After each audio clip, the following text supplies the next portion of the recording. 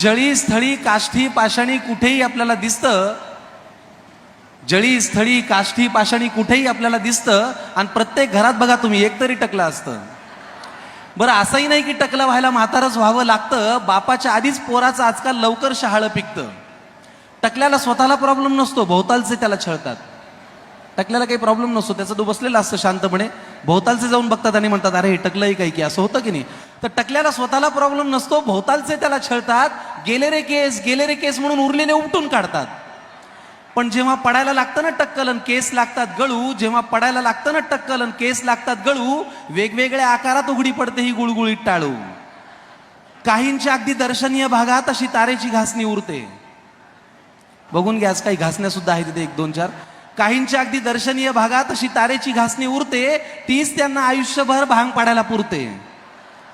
काहींना मागे खड्डा जणू विहीरच खणली जाते. काहींना मागे खड्डा जणू विहीरच खणली जाते.